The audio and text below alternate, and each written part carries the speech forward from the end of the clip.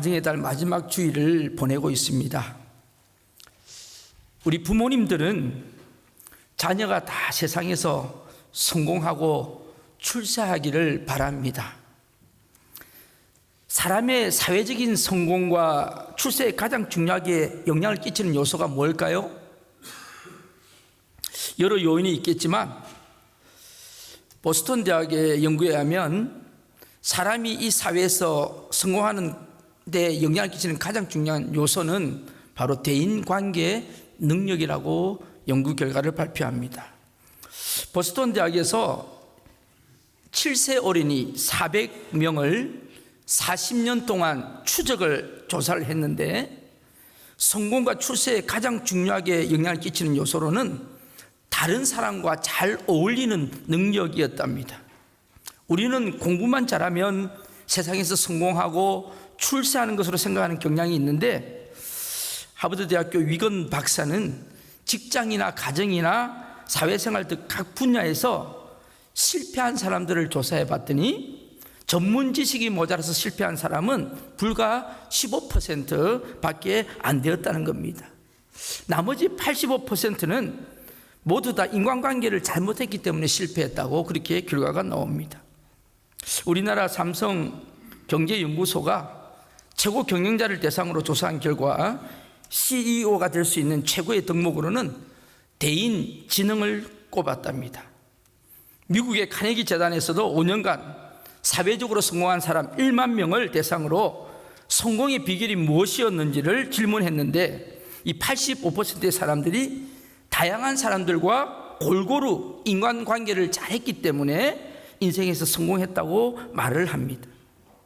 결론적으로 말씀드리면 인간관계 기술이 직업적 성공을 거두는데 85% 정도이고 기술적인 지식은 15% 정도로 밝혀지고 있다는 것입니다. 직장에서 해고된 사람들 중에서 조사를 해봤더니 66%는 대인관계 실패 때문에 해고되었던 것이고 단지 34% 정도가 일과 관련된 기술이라든가 지식 부족 등의 원인으로 해고된다고 합니다. 인간관계가 그만큼 중요하다는 것입니다. 5월 가정의 달을 보내면서 여러분 자녀가 잘 되기를 원한다면 학교 공부도 중요하지만 이 인간 대인관계의 능력도 높여주시기를 바랍니다. 그런 의미에서 교회는 참 중요합니다. 교회에서 공동체 훈련하는 것이 얼마나 귀하고 함께 또 살아가는 그런 것들을 익히는 훈련들이 참 귀하다고 생각합니다. 수많은 갈등과 충돌, 아픔을 통해서 이 대인관계 능력이 높아지면 어디에서나 어떤 상황에서나 이 인간관계는 자유함을 누릴 수 있습니다. 이것을 우리는 아름다운 관계라고 표현을 합니다. 그래서 오늘 말씀의 제목이 아름다운 관계를 위하여입니다. 직장 생활에서 여러분 하다 보면 보기 싫은 사람이 있잖아요. 그렇죠? 원수 맺은 사람이 있습니다.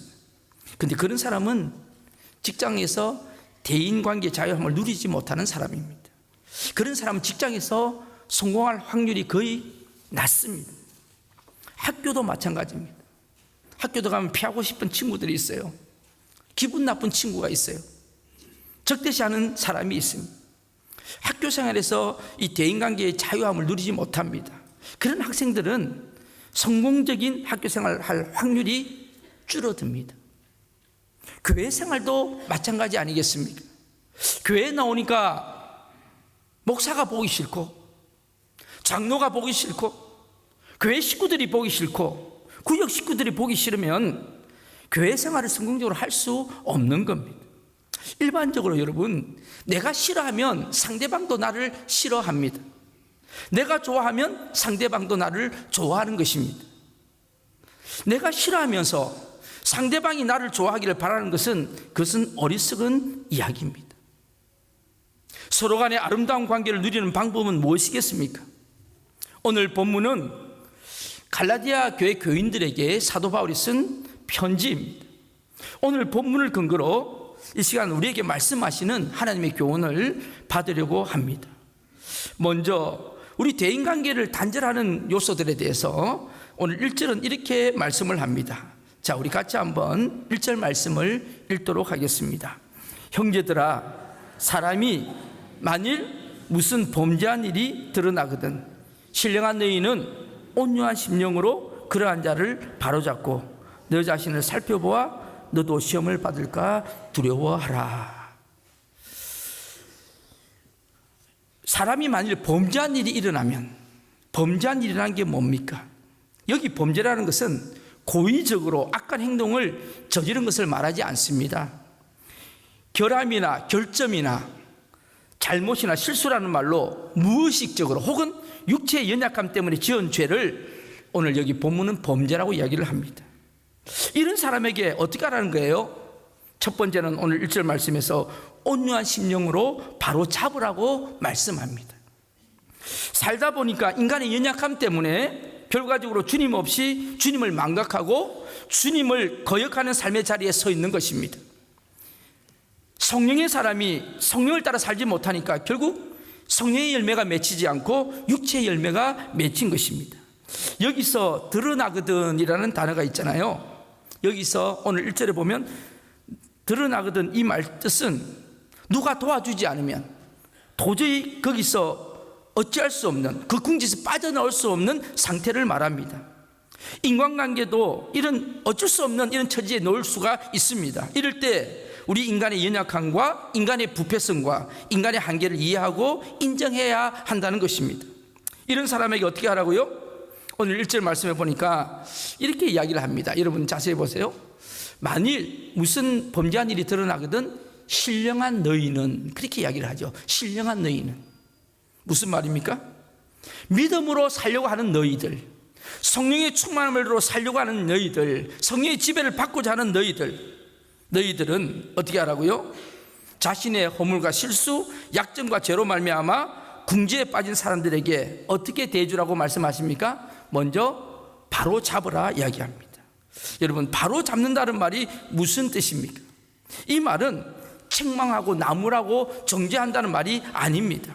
영어 성경에서는 리스토어라는 단어로 번역해서 회복시킨다는 뜻으로 받아들이고 있습니다.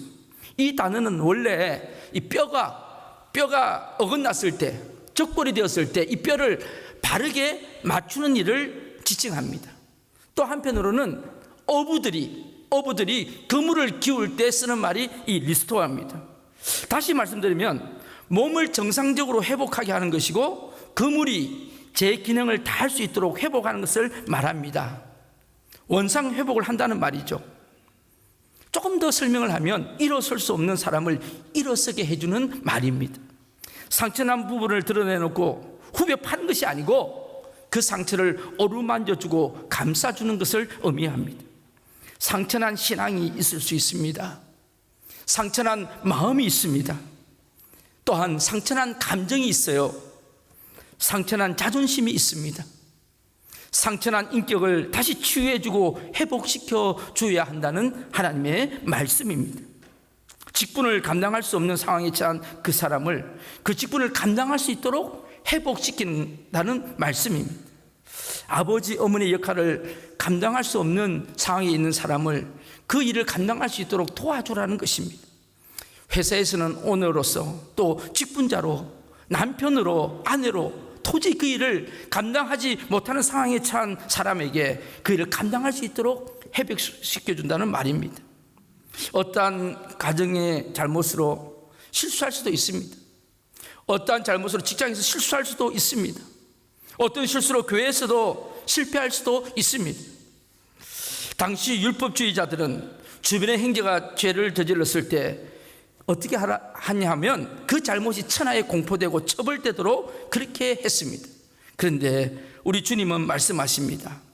믿음을 가진 복음주의자들은 어떻게 하라고요? 그 잘못을 드러내는 것이 목적이 아니고 그 사람이 다시 하나님과 바른 관계를 맺을 수 있도록 하나님을 다시 바라볼 수 있도록 올바른 신앙의 길을 걷도록 바로잡아 주라는 말씀입니다. 교회가요, 뭐를 잘못했을 때 그걸 그냥 바라보고 있는 것은 아니에요. 또 이 말씀을 오해해서 무슨 잘못을 해도 다 덮어줘야 된다, 그건 아니에요. 여러분, 오늘날 교회가 무엇이 문제인지 아십니까? 교회가 뭔가 잘못이 있을 때 그 잘못을 바로잡아주지 않고 아무 소리도 못하고 그렇게 있는 것이 더 큰 문제입니다. 그래서 교회는요, 그 벌을 끄집어내 가지고 죄를 끄집어내서 그 벌을 주는 게 아니고 그 사람이 다시 회복하고 다시 구원의 즐거움을 회복하고 위로해 주시는 그 주기를 회복해 하고 이런 것을 되찾아서 하나님의 영광을 위해 살게 하도록 하는 것입니다. 그걸 갖다가 교회 용어로 권징이라고 이야기합니다. 권징. 그래서 교회는 처벌하는 것이 아니고 권징하여야 합니다. 바르게 세워주고 하나님을 바로 섬길 수 있도록 도와주는 것입니다. 사실 그리스도인들에게는 일시적인 실수는 있으나 영원한 실패는 없습니다. 모든 것을 합력하여 선을 이루시는 하나님이 계시기 때문입니다. 아름다운 관계를 회복하기 위해서 예수님의 마음으로 연약한 사람에 대한 이해의 폭을 넓혀서 자신의 사명을 감당할 수 있도록 회복시켜 줘야 한다는 말씀입니다. 두 번째로는요, 오늘 이 1절 말씀 다시 한번 읽어볼까요? 오늘 1절 말씀 같이 읽겠습니다. 형제들아, 사람이 만일 무슨 범죄한 일이 드러나거든 신령한 너희는 온유한 심령으로 그러한 자를 바로잡고 너 자신을, 두 번째는 뭐예요? 너 자신을 살펴보라. 다른 사람이 실수나 범죄했을 때 먼저 자신을 살펴보는 것이 중요하다는 것입니다. 많은 사람들에게 존경을 받는 교장 선생님이 계셨습니다. 그분이 교편 생활을 하면서 항상 기억하고 있었던 사건 하나가 있었습니다. 젊었을 때 학교에 출근을 하려면 시골이었던 모양이에요. 징검다리가 놓여있는 시냇물을 건너야 했습니다. 하루는 출근길에 시냇물을 건너다가 그 흔들리는 징검다리를 잘못 들여가지고 그냥 물에 빠져버리고 말았습니다. 물에 빠져서 옷이 젖어버렸어요. 그래서 이분은 이제 이 젖은 몸으로 학교 갈 수 없으니까 옷을 갈아입기 위해서 집으로 되돌아왔습니다.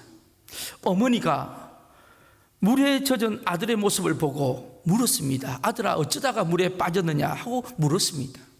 그때 이 아들이 대답을 합니다. 내 어머니, 흔들리는 징검다리를 잘못 디뎌서 물에 빠졌습니다. 그때 그 어머니가 이렇게 이야기를 합니다. 그래, 그 흔들리는 징검다리는 바로 해놓고 왔느냐? 아들은 학교에 빨리 가야 되기 때문에 밑에 흔들리는 돌을 제대로 놔야 된다는 생각을 못했다고 말했습니다. 그때 이 어머니가 언성을 좀 높이면서 이야기하십니다. 너 그런 식으로 생각을 하고 행동해가지고 어떻게 학생들에게 본이 되는 선생님이 되겠느냐? 호통을 치시면서 당장 가서 그 흔들리는 징검다리 바로 제대로 해놓고 와서 옷을 갈아입고 출근하라고 말씀합니다. 아들은 어머니의 말씀이 야속하기도 했지만 돌아가서 흔들리는 그 징검다리를 이제 흔들리지 않도록 단단하게 해놓고 돌아왔다고 합니다. 그 이후에 이 선생님은 무슨 일을 하든지 항상 이 사건을 기억하면서 흔들리는 돌을 바로 놓는 마음으로 매사의 모든 일을 임했다는 겁니다. 그러다 보니까 학생들은 물론이고 모든 동료 선생님들로부터 존경받는 훌륭한 교장 선생님이 되었다는 것입니다. 사랑하는 성도 여러분, 신앙생활의 성숙함은 무엇일까요? 저는 오늘 이런 결론을 내리고 싶습니다. 하나님 말씀 앞에 나 자신을 바르게 세우는 것입니다. 사람은 관계 속에서 살아갑니다. 교회 공동체도 마찬가지입니다. 여러 각각 성격도 있고 배경도 다르고 인격도 서로 다른 사람들이 살아가는 공동체가 교회 공동체입니다. 교회 공동체 안에서 성숙한 그리스도인으로 어떻게 살아야 하는가를 오늘 본문에서 계속해서 우리에게 말씀하고 있습니다. 저는 이 말씀을 준비하면서 우리는 너무 자기 중심적으로 생각하고 거기서 벗어나지를 못한다고 생각합니다. 예를 하나 들어보면요, 어느 어머니가 아들과 딸이 있었는데 장성해서 다 출가를 시켰습니다. 결혼을 시켰습니다. 하루는 그 어머니가 자기 딸네 집에 갔습니다. 딸네 집에 이렇게 들어가 보니까 마치 사위가 집안 청소를 하면서 빨래를 하고 있었어요. 자기 딸은 뭐 하느냐 봤더니 방에서 누워 있었어요. 이 어머니가요, 너무 허무했습니다.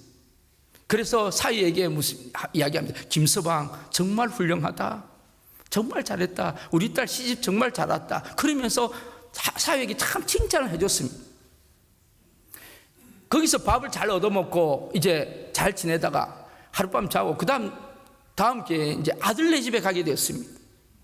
아들 집에 초인종을 띵동 눌렀더니 며느리가 안 나오고 아들이 나옵니다. 나오는 거 보니까 아들이 앞치마를 두르고 주방에서 고무장갑을 끼고 설거지를 하고 있었습니다. 어머니가 갑자기 눈이 팽 돌기를 시작합니다. 아이고 이놈의 새끼야, 남자 자식이. 여러분, 똑같은 상황입니다. 뭐가 다릅니까? 사위는 어느 누구의 아들이 아닙니까? 며느리는 어느 누구의 딸이 아닙니까? 그런데 사위는 괜찮고 아들은 기분이 나쁜 겁니다. 제가 한국에서 이렇게 목회할 때 나이 드신 분들, 우리는 반석 선교라고, 반석 교구라고 했어요. 한 100여 명 이상이 매주 목요일마다 모여가지고 말씀도 듣고 또 식사를 하는 시간이 있습니다. 그럼 이렇게 끝나고 식사를 하면 제 옆에 이렇게 이제 시어머니 되는 분들이 쭉 앉아가지고 저보고 이야기를 합니다. 밥 먹으면서. 무슨 이야기를 할까요? 며느리 이야기를 합니다. 며느리가 이렇게 해서 제가 마음이 아프고 이렇게 해서 잘 들어보면 그 며느리가 죽일 며느리예요. 저렇게 못된 며느리가 있나 그런 생각을 해요. 그런데 다음에 또 젊은 며느리들 모임이 있어서 제가 또 가서 같이 식사를 하다 이야기를 들어보면 그게 아니에요. 어떻게 시어머니가 저럴 수가 있냐 그런 이야기를 하게 됩니다. 그래서 다 들어봐야 되겠더라고. 한쪽만 들어보면 정말 문제가 생기겠더라고요. 다 들어봐야 돼요. 결론은 뭡니까? 다 자기 중심대로 생각한다. 자기 생각대로 생각하는 겁니다. 이것이 참 문제라는 것입니다. 여러분, 오늘 본문 말씀에서 너 자신을 살펴보라고 고민합니다. 이게 무슨 말입니까? 믿음을 가진 사람들은 온유한 마음으로 다른 사람을 먼저 세워주라고 이야기하고, 두 번째는 중요한 것은 자기 자신을 살펴보는 것입니다. 믿음의 사람들은 주변의 형제가 잘못되는 것을 보았을 때 겸허하고 겸손함으로 접근해야 한다는 말씀입니다. 저 사람이 지금 저지른 저 범죄는 나도 저지를 수 있다는 것을 여러분 생각해야 합니다. 그리고 저 사람이 저지른 실패는 언젠가 나도 할 수 있는 실패라는 것을 생각하고 접근해 보라는 것입니다. 내게도 그럴 가능성이 충분히 있다는 것입니다. 내가 저 사람의 입장이라면, 저런 상황이라면 나도 저런 범죄를 저지를지 모른다 하는 이러한 생각을 가질 때 우리는 겸허한 자세를 가지게 되는 것입니다. 예수님은 말씀하십니다. 어찌하여 형제의 눈 속에 있는 티는 보고 내 눈 속에 있는 들보는 깨닫지 못하느냐 말씀하십니다. 자신의 눈 속에 있는 들보를 보는 사람은 다른 사람의 눈 속에 있는 티를 보고 판단하지 않습니다. 자신의 허물과 약함을 아는 사람은 온유한 마음을 가질 수밖에 없다는 말씀입니다. 자신의 허물과 약함을 보지 못하는 사람은 교만한 마음을 갖게 된다는 말씀입니다. 그래서 여러분, 신앙은요, 자신이 인정하는 것이 아니라 하나님께서 인정하는 믿음이 되어야 합니다. 자신의 저울에서 믿음의 무게를 인정받는 것이 아니고 하나님의 저울에서 무게가 인정되어야 할 줄로 믿습니다. 마지막으로요, 짐을 서로 지라고 말씀합니다. 자, 오늘 2절 말씀 우리 같이 한번 2절 말씀을 읽겠습니다. 너희가 짐을 서로 지라. 그리하여 그리스도의 법을 성취하라. 어떤 사람의 잘못이 교회에서 드러나게 되면 교회도 매정하게 그 사람을 대하는 경우가 참 많이 있습니다. 상대를 하지 않으려 하고 그 사람 때문에 피해를 입지 않으려고 하는 경향이 있습니다. 누가 이렇게 또 서로 관계가 안 좋으면요, 교회 안 다니는 사람들은 그냥 술 한잔 먹으면 해결 다 됩니다. 술 한잔 먹으면, 술 한잔 먹고 그냥 한잔 내다니면서 그래 내가 잘못했다, 너도 풀어라, 나도 풀자, 이렇게 하면 끝납니다. 교회 사람들은요, 술도 안 마시고 화해도 안 합니다. 끝까지 가는 게 교회 사람들이에요. 언제까지요? 죽을 때까지 갑니다. 죽을 때까지. 참 답답합니다. 그리고요, 그 사람과 상종하지 않으려고 합니다. 서로 비난하면서 뒤에서 수군거립니다. 그래서 결국은 교회에 발을 못 붙이게 하고 결국은 보면 두 사람 다 교회를 떠나는 경우를 많이 봅니다. 오늘 2절 말씀 우리 다시 한번 읽겠습니다. 2절 말씀입니다. 너희가 짐을 서로 지라 그리하여 그리스도의 법을 성취하라. 여러분 여기에 2절에 짐하고요 또 5절에 보면 또 짐이 나오죠. 5절에 읽어볼게요. 같이 읽겠습니다. 5절 각각 자기의 이 짐하고 2절의 짐하고는 다른 짐입니다. 오늘 2절에 나오는 짐은요 이 바로스라는 건데 혼자서 해결할 수 없는 무거운 짐을 의미합니다. 그리고 5절에 있는 이 짐은 이 포르티온은 혼자 운반할 수 있는 작은 짐을 의미합니다. 이때 서로 아름다운 관계를 누리기 위해서는 오늘 2절의 말씀에 보니까 자신이 혼자 감당할 수 없는 그 벅찬 짐을 서로 나누어 지라고 성경은 말씀하고 있습니다. 우리는 참 남의 사정을 생각하는 게 참 부족합니다. 타인은 나의 지옥이라는 말이 있잖아요. 타인과 어울린다는 게 함께 사귀는 게 쉬운 일이 아니라는 말씀입니다. 이기심을 극복한다는 게 쉽지 않다는 말입니다. 특히 자신이 손해를 감당해야 할 무거운 짐을 지고 사는 사람과 잘 어울리는 것은 참 어렵습니다. 홀로 어쩔 수 없는 경제의 짐을 진 사람들이 있습니다. 그런 사람 곁에 잘 안 가려고 하죠. 또한 질병의 짐을 지고 있는 분들이 계십니다. 돌봐줘야 되니까요 잘 안 가려고 하죠. 특히 교회에서 까칠한 성격의 짐을 지고 있는 사람이 있습니다. 말이 까칠한 성격이지 저 성질 더러운 놈 이렇게 이야기합니다. 또한 어찌할 수 없는 습관의 짐을 지고 있는 사람들도 있습니다. 장애의 짐을 지고 있는 분도 있습니다. 죄의 짐을 지고 있는 분들도 있고 고독의 짐을 지고 있는 분들도 있습니다. 그 짐을 함께 져주는 것은 결코 쉬운 일은 아닙니다. 인간은 지극히 이기적이고 소유욕과 지배욕이 강하기 때문에 가까이 가는 고슴도치처럼 사람은 자꾸 가까이 가면 할수록 상처를 주고받는 것이 인간관계입니다. 그러나 상대 입장을 공감하고 상대의 짐을 많이 지면 지는 사람일수록 여러분 인간관계 지수가 높은 사람이고 아름다운 관계를 위한 열매가 되는 것입니다.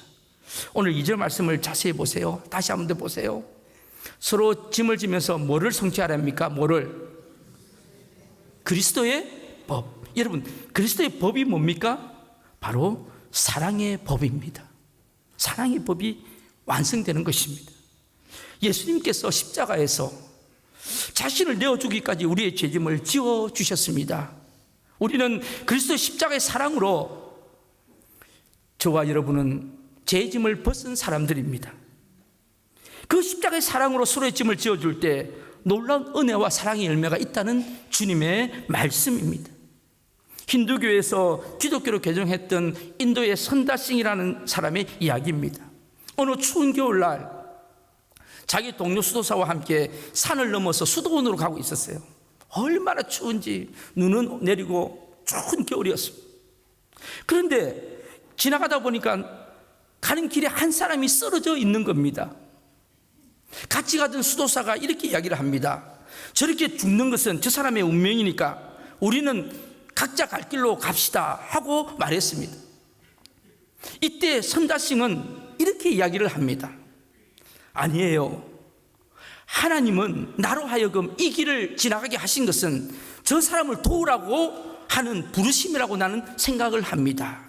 그렇게 이야기를 하는 거예요. 여러분 똑같은 사람인데요 한 사람은 저 사람의 운명이고 우리는 살아야 되니까 우리가 그냥 가자 힘드니까 한 사람은 아니다 이 길을 가게 한 것은 하나님이 저 사람을 발견해서 저 사람을 살리라고 하는 하나님의 뜻이다 이렇게 생각한 겁니다. 그래서 결국 한 동료는 그냥 혼자서 가버리고 이 선다싱은 그 사람을 쓰러져 있는 그 사람을 등에 업고 그 산길을 그 추운 눈 내리는 산길을 걷기를 시작했습니다. 정말 힘들었습니다. 정말 죽을 고생을 다해서 수도원 가까이 왔습니다. 이제 살았다 하고 가까이 오는 그 순간에 자기 발 앞에 뭐가 하나 걸리는 게 있었습니다. 보니까 자기 동료 수도사가 날씨가 너무 추워가지고 어디 미끄러졌는지 그냥 그 눈 속에서 얼어 죽어 있었습니다.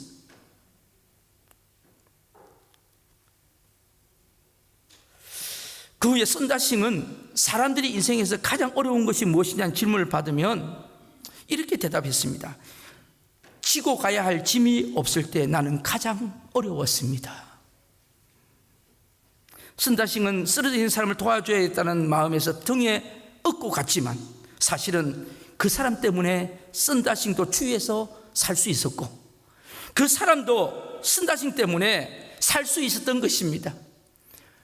열심히 하다 보니까 땀이 나고 열이 나가지고 그 사람도 살고 썬다싱도 살게 되었던 것이죠. 여러분, 우리가 남에게 작은 도움의 손길을 펼치는 것은 그 사람을 살게 하는 것이기도 하지만 짐을 나누는 것은 나 자신을 살리는 길이기도 합니다. 이것을 잊지 마시기를 간절히 축복합니다. 우리 그리스도인들은 사랑의 법을 실천하는 삶을 살아야 합니다. 어떤 때는 어떤 분들은 보면 가족이 짐일 수가 있어요. 신기하게도요, 제가 이렇게 목회하면서 보면 어느 가정에나 속 썩이는 사람은 꼭 하나씩 있습니다. 이상해요. 저 집은 퍼펙트한 것 같은데 나중에 보면 누가 속을 썩이도 있어요. 어떤 분은 적과의 동침을 한다 하더라고. 자기 남편을 보고 적과의 동침을 한다 하더라고. 여러분, 그래도 우리에게는 지고 가라고 하는, 우리가 감당하는 것이 나을 것 같아서 그런 사람을 주신 줄로 믿습니다. 그러니까 여러분, 그렇게 생각하세요. 저 짐을 짐으로 내가 복 받으라고 하는 거구나. 그렇게 생각하면 귀하지 않겠습니까? 사랑하는 성도 여러분, 자식이 아프거나 탈선을 하면 내팽개치는 것이 아니라 그 짐을 지고 교회에 나와 사랑으로 기도하는 것입니다. 남편과 아내가 병이 들면 그 무거운 짐을 내가 지고 주님 앞에 나와서 사랑으로 기도하는 것입니다. 교인들의 허물이 드러나면 서로 비난하고 정죄하고 욕할 것이 아니라 내가 그 짐을 지고 같이 져주는 것입니다. 같이 지어야 할 짐이 있다면 서로 같이 지어야 합니다. 그것이 곧 그리스도의 사랑입니다. 예수님께서는 자신의 몸을 십자가에 못 박으면서 저와 여러분의 무거운 짐을 져주시지 않았습니까? 내가 지어야 할 남편의 약점의 짐이 있습니다. 내가 지어야 할 아내의 짐이 있습니다. 내가 지어야 할 부모의 짐이 있지 않겠습니까? 내가 져야 할 자녀의 짐이 있지 않겠습니까? 내가 지어야 할 집사님의 짐이 있고 권사님의 짐이 있고 장로님의 짐이 있고 우리 목사님의 짐이, 그리고 우리 구역 식구들의 짐이 무엇인지를 한번 생각해보고 그것을 십자가의 사랑으로 함께 질 수 있는 그런 우리가 되었으면 좋겠습니다.